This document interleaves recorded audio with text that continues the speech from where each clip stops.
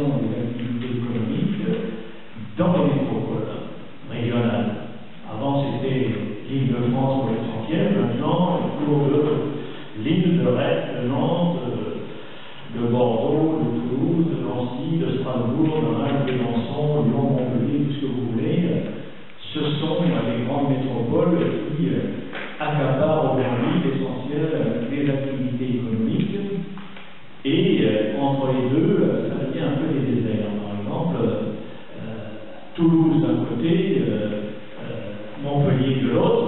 Entre les deux, sur le bord de l'autoroute, il y a Carcassonne, mais Carcassonne n'arrive pas à attirer des activités économiques parce que la force d'attraction des deux grandes métropoles est telle que, et donc il y a beaucoup de chômage à Carcassonne et beaucoup de pauvreté.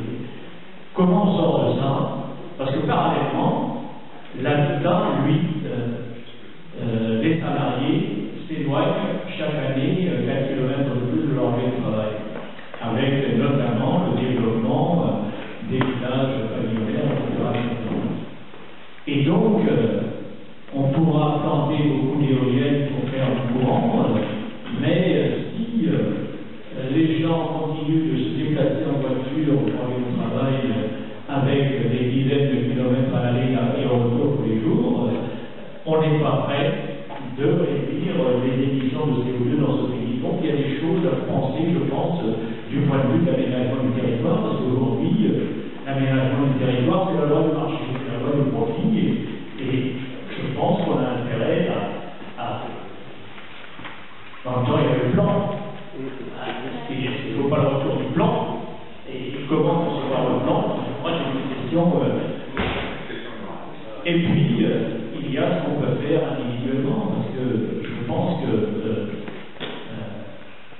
l'un des grands dangers, c'est quand même, et ça va perdurer, tel que les sociétés s'organisent, le réchauffement climatique va continuer, les émissions de CO2 vont continuer à progresser.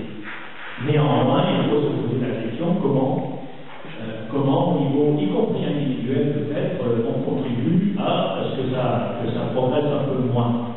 Je pense par exemple que dans un pays où il y a tant d'habitats pavillonnaires aujourd'hui, ce qui va devenir une obligation dans 30 ou 40 ans devrait peut-être faire l'objet d'initiatives aujourd'hui, à savoir que quand on a autour de son pavillon 1000 mètres carrés de terrain en pelouse, peut-être qu'il vaut mieux planter des arbres fruitiers et faire un potager, etc. Peut-être qu'il vaut mieux installer une citerne pour récupérer l'eau de la gouttière plutôt que de la laisser aller tout à l'égout et réduire sa consommation d'eau par là et s'en servir pour arroser ses propres cultures. Enfin, je pense qu'il y a beaucoup de choses à inventer dans ce domaine. Nous mangeons beaucoup de poissons et de crustacés dans ce pays, mais si nous ne mangions que les poissons auxquels donne droit aux pêcheurs français de quotas dans les eaux territoriales européennes, on dit manger du poisson relevé. Tout le reste, c'est des produits importés. C'est des produits importés souvent en pilant les ressources des pays pauvres à travers les contrats que l'Union européenne a passés avec un certain nombre de ces pays comme le Sénégal pendant longtemps et la Mauritanie encore actuellement. On a aussi détruit des milliers de kilomètres de mangroves en Asie notamment pour faire des élevages de crustacés pour être exportés en Europe. Donc il y a toutes les questions qui se posent. Ce midi, par exemple, on a mangé dans un nouveau service. On pouvait manger des protéines animales à travers l'entrée, à travers le plat de résistance, et puis avec le fromage, il y a encore est-ce qu'il faut ça tous les jours? Est-ce que dans l'organisation de la société, il n'y a pas de choses nouvelles à inventer pour aller vers des consommations un peu plus sobres et en carbone et en protéines animales, parce que plus on produit de protéines animales, plus évidemment le bilan carbone est réduit. Voilà quelques remarques comme ça, mais je pense que tout ne dépend peut-être pas de la politique, même si beaucoup dépend de la politique, et on peut aussi payer l'exemple peut-être pour promouvoir d'autres solutions de manière solidaire. Voilà. Et ne pas manger dans l'assiette des autres comme le font les pays, comme le font les populations des pays développés, à leur insu sans doute, mais c'est quand même ça qui se passe aujourd'hui.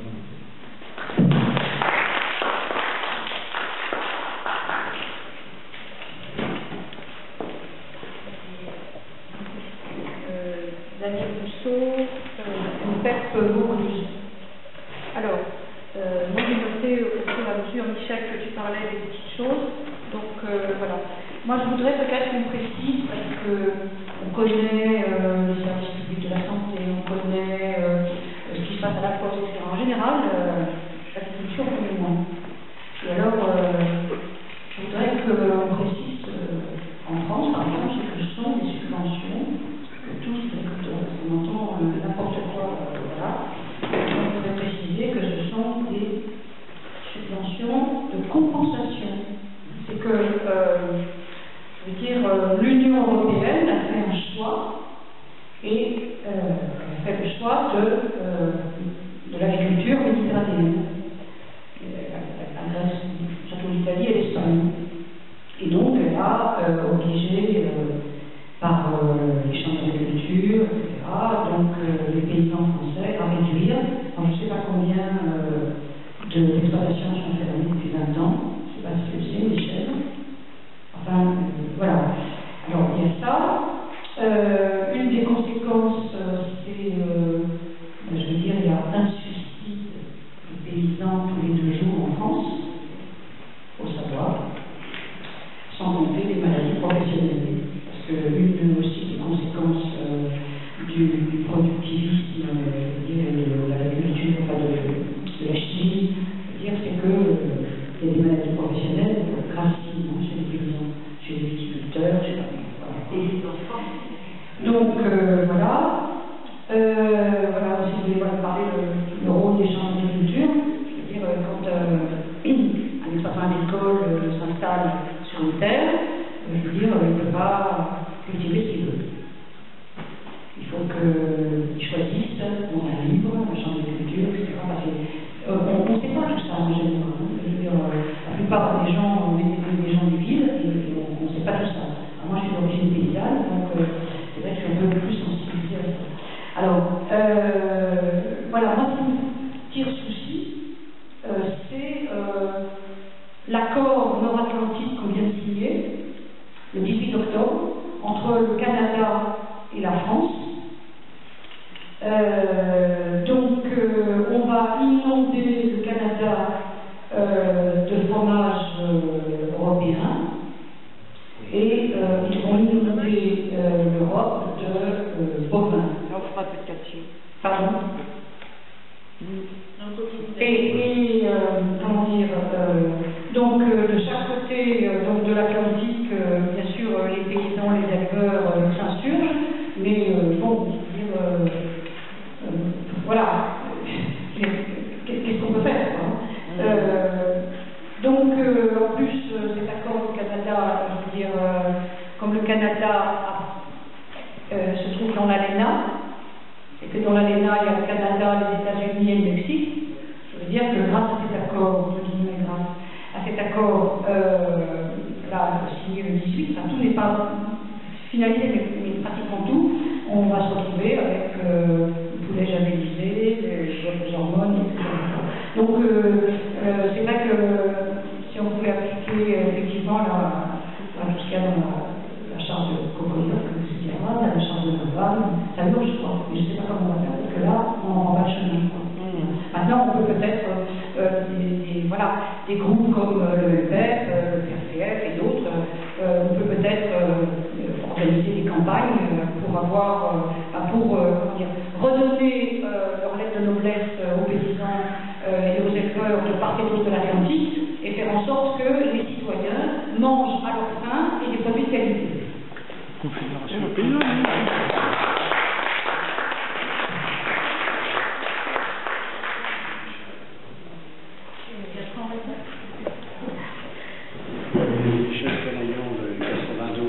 Moi, je voudrais sous-avis monsieur sur l'urbanisme, car on n'entend pas, le micro est mal positionné.